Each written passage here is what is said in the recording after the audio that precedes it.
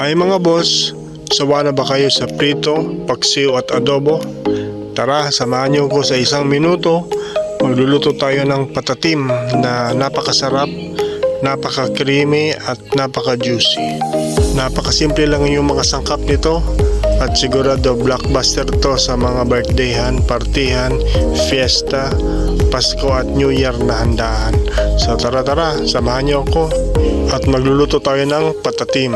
Tara, simulan natin. Gamit pala natin mga boss is leg or pata ng baboy. So ayan, papakuluan muna natin yan sa ating pressure cooker. Nalagyan natin ng salt, pepper, garlic at bay leaves.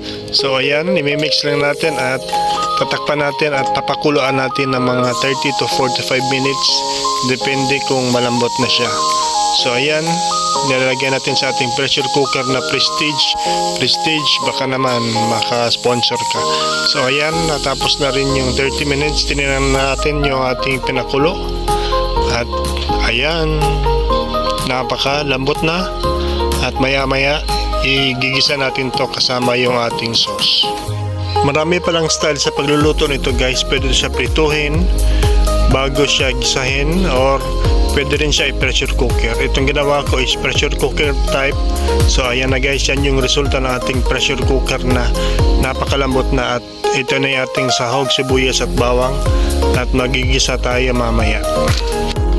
So ayan pala guys, gigisahin natin yung ating sibuyas at bawang at mekos-mekos lang. Maya ilalagay natin yung ating pata. So ayan, nilagyan na natin yung ating malambot na pata at lalagyan din natin yan ng Mountain Dew na nasa baso na. Nilagyan natin ng pepper, bay leaf, star anise at 2 kutsara na sugar, 4 na kutsara na oyster sauce at 2 kutsara na seasoning at 4 na kutsara na ketchup. So ayan, nilagyan din natin ang ating yung juice ng ating pineapple chunks at ayan, imekos-mekos na natin at ayan, papakuluan natin to guys hanggang maging saucy or mag-caramelize yung ating sauce. So ayan, yan yung ating ginagawang basting at hanggang ma-reduce na yung sauce niya. So ayan guys, yan yung style. Maraming style guys. Pwede siya prituhin yung ating pata, pwede rin siyang pakuluan gamit ng pressure cooker. Depende na yun sa iyo guys. So ito yung ginawa ko ngayon na kakaibang style. So ayan, ibe-basting na natin. Nilalagyan natin ng sauce yung ating yung sa itaas ng ating pata para maging flavorful yung ating pata. So guys, kung umabot kayo sa parting ito, pwede kayo mag-comment down below at para ma-shoutout ko kayo. Maraming salamat kayo pala sa panonood ng aking video.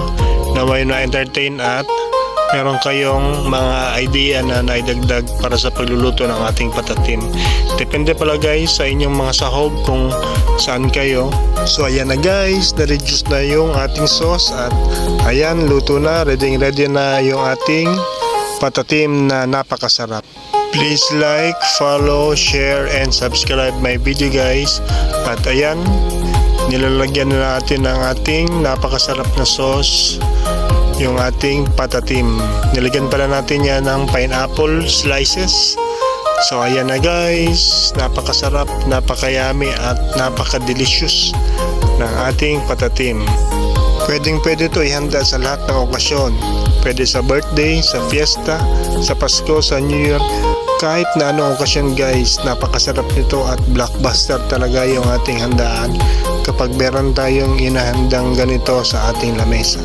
Pwede na natin gamitin yung belly, pwede rin natin, pero mas masarap ito guys yung ating pata ng baboy. So ayan, huwag niyo pong kalimutan mag-comment kung saan yung location nyo para sa susunod na video ma-shoutout ko kayo.